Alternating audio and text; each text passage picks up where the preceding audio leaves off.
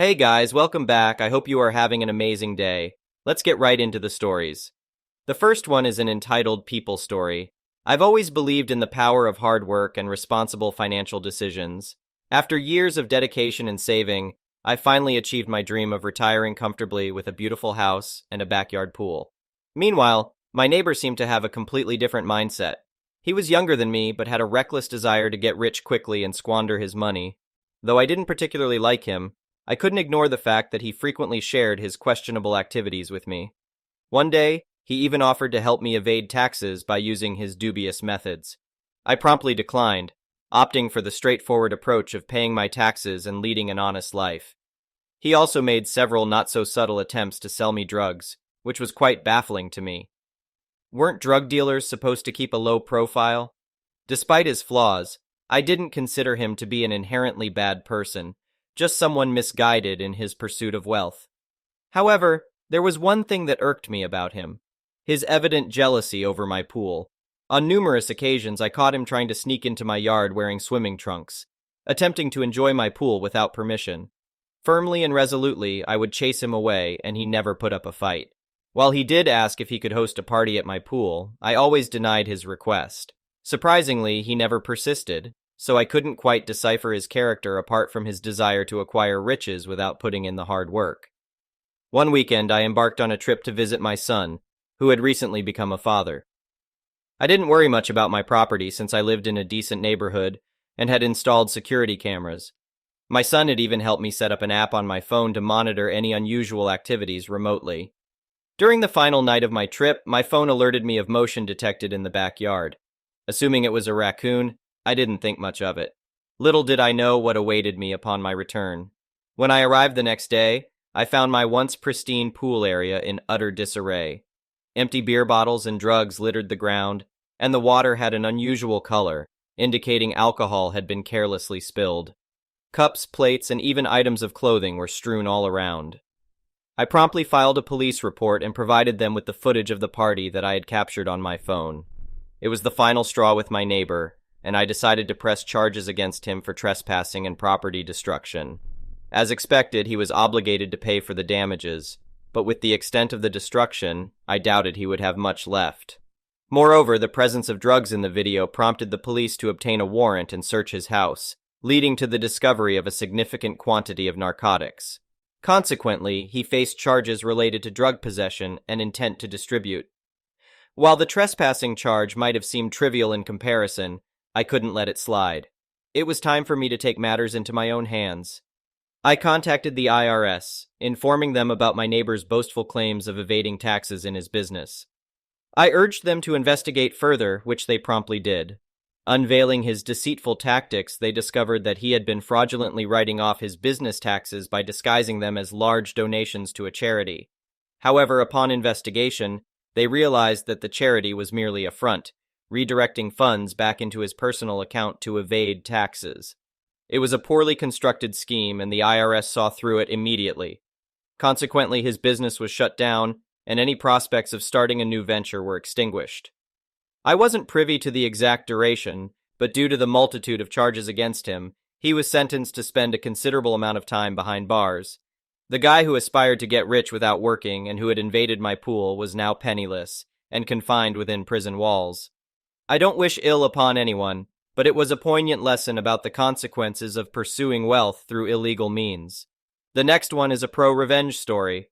So I live in a quiet little town in the Midwestern United States. My house is the last house at the end of a sleepy little dead-end road. A new guy moves in next door, let's call him Dick. Dick was probably one of those guys who was so popular in high school that he thought he had it made without doing any work and tried to spend the rest of his life living off being the cool guy. He's the type of guy who drives a lifted truck and a motorcycle. Don't get me wrong, I ride motorcycles myself. What I don't do is sit in my driveway at 2 a.m. and rev my engine. There's a bit of a downhill slope from the middle of the street to our houses at the end, and Dick likes to race down this hill, then lock his brakes and drift into his driveway. The first winter after he moved in, I noticed that my mailbox had been crushed, and there were fresh tire tracks in the snow leading down the street, over my mailbox, and into his driveway. A few days later, I saw Dick standing outside and asked about this. He denied the entire thing, saying he didn't know what happened to my mailbox and that it must have been a delivery guy or something. I figured whatever and fixed my mailbox. A few months later, the same thing happened again. I fixed my mailbox and moved on. Sometime later, this happened yet again. This time I was pretty pissed, so I talked to my cousin, who's a commercial welder, and had him make me a mailbox out of some scrap quarter-inch steel plate, which was mounted on a length of old railroad track for its post. A little bit of glue and some cedar shingles, and you'd never know it wasn't a typical wooden mailbox. Also, the railroad track post was sunk in concrete 4 feet into the ground. For the next several weeks, I waited with anticipation every time I heard his truck roaring down the street, but nothing. Until about 5 months later when I heard his truck, then a crash. By this time, I had forgotten about my mailbox and thought for sure he'd struck another car. I ran out to the street to see if anyone needed help, and there was his truck broadside against my mailbox, all smashed up. He saw me walk up and started yelling about how I had destroyed his truck and he'd make me pay, and he called the cops. A cop showed up to take his report, and Dick pointed out how my mailbox had been specifically designed to destroy his truck. I gotta admit, I got nervous at this point. The cop looked around at the truck and the construction of the mailbox, then turned back to us and asked me if I'd had trouble with my mailbox before. I explained how it had been smashed several times in the past year. The cop then said, "It's pretty clear what happened here. This is an obvious case of wanton destruction of property." My heart sank to the ground, and Dick got a smug look on his face. But then the cop turns to Dick and says, "I'm going to issue a citation for this, as well as reckless driving." You should have seen Dick's face at this point. He was boiling with rage as the cop wrote him 2 tickets and told him he needed to pay for the repair of the damaged wood on my mailbox. The metal was fine, hadn't even tilted it, but the wood camouflage had broken off. The next one is a petty revenge story. This actually happened many years ago now, but I was dining at a restaurant with friends around 9-ish in the evening. Not a fancy restaurant by any means, but an affordable, delicious option that's always open late. It wasn't busy, and there was one very bored waitress who looked to be in her 40s. She put on a perky face and took our orders. Being a picky eater, I asked for a burger with no lettuce or tomato. I'd ordered the exact thing dozens of times before with no real issues, but something was off about this waitress. "It comes with the lettuce and tomato, honey," she said like I was stupid. "Yeah," I laughed, thinking she was just teasing me at first. "I just want the cheese, though." "It just comes like that. That's how we make it, with lettuce and tomato," she said matter-of-factly. I looked at my friends for some sort of help and only received dumbfounded looks in return. I said as nicely as I could. "Would you just leave the lettuce and tomato off?" I was waiting for her to understand, but she acted like I was speaking nonsense. "Sorry, but that's just how we make it," she replied, clearly annoyed now. "But if you don't like it, just pick it off, sweetie." She finished taking our orders while I sat there, stunned. Picking off lettuce and tomato is easy enough, sure, but on rare occasions when the restaurant had forgotten to leave it off for me in the past, it usually left the bun soggy and tasting of the toppings I disliked. Hence why I asked for it not to be assembled that way. And I did everything I could, in my very confused state of mind, to be polite to this woman, especially because I started to wonder if she was 1, on drugs, 2, messing with me to win a bet, or 3, profoundly stupid. I did end up receiving a burger with lettuce and tomato, surprise, surprise, and the bun was soaked by the questionable-looking piled-on tomatoes. It even looked like they had managed to add more toppings than usual, and I wondered what I ever could have done to this strange waitress to make her mess with my hunger like that. Did I hurt her in a past life? I asked if I could at least get a fresh burger bun because it was so watery, and she just looked at me, exasperated, and said, "This again? Just pick it off. It's fine." I never made a scene, I never asked to speak to a manager, and I ate my fries and the parts of the burger I liked. I honestly don't really like confrontation, but I did get a bit of petty revenge in the end. On the table, I left her the oldest, dirtiest $1 bill from my friend's wallet as a tip, because you should always tip your servers. But I put the lettuce and tomato on top of that nasty dollar bill with a note saying, "Just pick it off, sweetie." I wish I could have seen her face. The next one is a malicious compliance story. So this happened a few years ago. I was a union delegate at a large firm. We had a manager called Karen. I've written about her before on this subreddit, who was appointed to her role by a director of the company. Let's call the director her uncle. Karen wasn't very clever. She hadn't finished high school and previously worked as a receptionist. She once told me 40 was half of 100. Karen is struggling in her job and basically does nothing. Her desk is a mess of paperwork. She also looks after all the small departments like records, security, stores, etc. If anyone takes on Karen, the director steps in and Karen gets a get-out-of-jail card. There were a few occasions when Karen got yelled at by a manager for making costly mistakes, and Karen was put on stress leave, and the manager got a warning. One of the paralegals, Sally, from records comes to me to say she thinks she's in trouble. Sally recently had 6 weeks leave. She was forced on leave due to having too much annual leave. Once you have more than 6 weeks, you are forced to go on leave until you have no more than 2 weeks. Sally tells me that HR and Karen enforced her on leave, and she submitted a paper leave form the same day Karen was put on stress leave. Sally went on leave, came back the same day as Karen. Sally's leave wasn't docked, she just got paid as per regular. While Karen was away, they replaced her with Paula, who found Karen hadn't really done any work for 7 months. I found Paula and casually asked about what happened. She told me that on day 1, she threw all the paperwork out and started over again. So I attended a meeting with Sally, Karen, and HR, knowing there isn't a record of Sally's leave. Karen starts the meeting on a verbal rampage about Sally not doing as she told her to do. Sally needs to go on leave now or else, and she doesn't want to hear excuses. I interject at this point and point out to HR that Karen's behavior is unacceptable, but we agree, QMC, that since Sally has over 8 weeks leave now, she will go on leave effective tomorrow. Sally submits a leave form to Karen, and we leave the meeting. Sally's leave is reduced on her payslip this time. No one questioned a thing. The next one is an entitled people story. I need to get this off my chest. As some of you may know, I'm a capybara farmer, and recently, due to the viral trend around these amazing creatures, my peaceful capybara farm has turned into a hotspot for self-entitled content creators looking for their next big viral video. They've trespassed, they've stolen, they've subjected my capybaras to stressful, inappropriate behaviors. I am deeply disturbed by their lack of respect and total disregard for the well-being of my animals, not to mention the breach of my privacy and property rights. But things escalated beyond belief. Just last week, one of these trespassers, a man looking for some adrenaline-filled footage, decided it would be a great idea to wrestle a capybara. Not only is this incredibly distressing for the animal, it's also dangerous.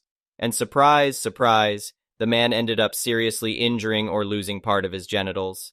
This man, the one who trespassed and harassed my animals, is suing me.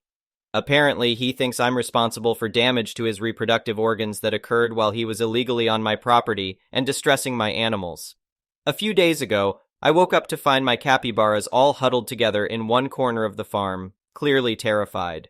Upon investigating, I found a person dressed in a homemade capybara costume, trying to live among them for a 24 hours living as a capybara challenge.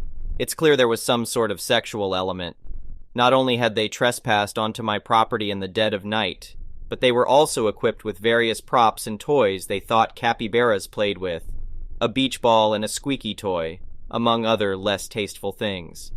They were actively trying to coerce my capybaras into engaging with these objects' toys for their video, causing immense stress to the animals. When I confronted them, their response was shocking. They argued that they were doing the capybaras a favor by making them famous. They truly saw nothing wrong with their actions. I had to call the authorities to have them removed from my property. The disrespect for private property, the welfare of animals, and basic human decency has been simply mind-boggling. The next one is an entitled parent story. I argued with my husband about whether or not to post this because I'm pretty sure this will make the local news, and I didn't want to burn this account just yet. But he won RPS, so here we are. Prepare yourself, this story has layers. We were at the dreaded big box store picking up potting soil because we're going to DIY ourselves through the isolation. Things aren't crazy here, yet, but there is a 2 per customer limit on a majority of items. I assume this means everything, so we're getting 2 bags each of a few different types of soil. My husband is loading the last of 8 bags on our cart when I hear her. I know it's a Karen just by the level of unnecessary outrage in her voice. Karen, are you kidding me? Not a lot of people out here in the garden center, but we all look to her. I was almost disappointed to see she didn't come with the requisite haircut. She actually looked like a frazzled mom, her kid tugging on her hand and an overfull handbasket of groceries. And I had a moment of, girl, I feel you. But damn it, she was pointing at us. Karen, you can't buy that many. You are hoarding. My husband, yeah, we can. We're getting 2 each. Karen, oh, you don't fool me. I know what you're doing. My husband, so do I. Duck off. I'm just sitting there imagining all the ways I'm going to rock his world tonight. Well, Karen huffed at that, spun around, and yanked her kid back inside to go complain to the employee working the register nearby. Now we already paid for our items. The employee had come out and scanned the bags earlier, and he could easily see our cart from inside. So, being finished, we pushed the cart out of the garden center into the parking lot. And then the automatic doors open behind us, and I hear, now they're stealing. Juice, great. We load the soil in the car and turn around to bring the cart back and look at plants. By the time we get back, Karen has given up on trying to convince the employee we're the Bonnie and Clyde of dirt and is now trying to negotiate skipping somebody in line. She has a child, you see, in her handbasket. Well, it's just so full and heavy. Could she please just scooch right on in here real quick and it'll just be an extra second, she swears. The woman Karen is trying to skip is young, maybe college age, and wearing a face mask. Not a medical mask, but the stretchy kind you'd wear while riding a motorcycle or when you're skiing. My husband has just informed me it's a neck gaiter. The mask is black and has scary wolf teeth on it that honestly made the girl look like somebody you should not mess with, even though she was wearing a Gap t-shirt and flip-flops. Mask girl is just shaking her head no, and that's all I got as we dropped off the cart. I browse, pick up a couple plants, and we head inside to wait in line. Now it's showtime. Karen and Mask Girl are near the register facing off, no pun intended. From the looks of things, Mask Girl finished her purchase, and Karen stopped her before she could leave. I don't know if she grabbed her or anything, but Karen was still holding her full handbasket, so she hadn't checked out yet. Well, she hadn't paid for her groceries yet, because clearly this woman had checked out. Karen, but you don't even need it now, you're leaving. My son could get sick because you won't give it to him, and he needs it. Mask Girl, hell no, you can't have it. Back off, lady. Karen, but my son really likes it, and it's obviously made for boys anyway. Why would you even want to wear something so scary? Mask Girl, because I like it, and it has my germs on it. Why would you put a stranger's mask on your kid? Karen, oh, why are you being so rude? You wouldn't let us go through the checkout first, and now you're making my son very upset. Mask Girl, your problem, not mine. And then Mask Girl turns to leave while Karen manifests the biggest balls ever and grabs Mask Girl by the back of her mask. Let me make a side note here. When all of this is going down, we're all just standing in line and watching. The register is still going boop, boop, boop as the employee scans items, but otherwise, we are all just inside this hypnotic bubble. But when Karen reached out towards Mask Girl, it was like the bubble popped and made everything crystal clear. Not slow-mo or anything, but I absolutely felt hyper-aware. Like Spider-Man. Karen reaches out. People on both sides of me inhale loudly. Karen grabs the mask and yanks. A lady on my right yells, and my husband steps forward, so getting laid tonight. Mask Girl tucks her head down and she turns to Karen like a pissed-off bull with a bright and shiny new target. I think Karen was going to say something like, "Don't walk away from me" or something, but all she got out was, "Don't crack." I looked around because the noise was so loud I figured the roof was about to cave in, but out of the corner of my eye I see Karen spasm and drop to the floor, writhing. Little Miss Mask Girl had a ducking taser. I don't know when she pulled it out, this tiny little flashlight-looking thing, but she laid Karen out with it, and not one of us moved for what felt like forever, like we were frozen. And then it was ducking bedlam. A security guard shows up, more employees show up, Mask Girl is chilling like she's been through this before and knows what comes next. The kid is screaming that the wolf girl killed his mom, even though she's groaning and sobbing on the floor and clearly not dead, but maybe wishing she was. The people that had been in line with us were all talking at once, trying to tell the security guard what happened. We hung around just witnessing the insanity for maybe 2 minutes, before Karen started choking out demands for an ambulance, the police, a lawyer, the mayor, restitution, and reparations. My husband made eye contact with an employee and got a thumbs up when he put the plants on a shelf and pointed towards the door. We got the duck out of there. We drove home in silence until my husband parked the car in our driveway, and then we just burst out laughing. Neither of us has ever seen anything like that before. We live in a small beach town. People are super laid back and mellow. Karen was anything but, and I hope to never see her again. The next one is an entitled parent story. I was traveling on my city metro. It wasn't very crowded at that time, but all the seats were occupied. Nonetheless, you could freely stand without being bumped by a stranger. There was this kid sitting in the reserved seats, the ones for people with disabilities, pregnant women, and the elderly. Definitely not for moms of 2-year-olds. He was probably 14 or 15, I don't know. He is the hero of the story here. Then at one stop, our entitled mom comes in. She has this cute little child who is trying to keep up with his mom's pace. Entitled mom instantly notices our hero sitting in the reserved seat and just stares at him. I guess this was her way of making people automatically give up their seats or something. The kid didn't move, though. This probably irked entitled mom a lot, I guess, because she moved towards the kid with heavy steps. She comes near him, stops, and again stares. The kid doesn't budge. Then she starts screaming. If she didn't have the whole compartment's attention earlier, she had it now. She starts berating the kid for sitting in a reserved seat and not giving it to someone more deserving like a mother herself with a young kid. I don't know what her logic was. The seats aren't reserved for them anyway. She just keeps shouting and screaming and tries to get others' opinions on it. And for a while, people were on her side. Then the kid, out of nowhere, rolls up the right side of his jeans and detaches the artificial leg, placing it in front of entitled mom. The look on her face was priceless. It looked like she was mortified and embarrassed at the same time. She just backed away silently and got off at the next stop. I don't think that was her stop. Thank you for watching. I would really appreciate it if you could like the video and subscribe to our channel if you haven't already. We'll see you again tomorrow.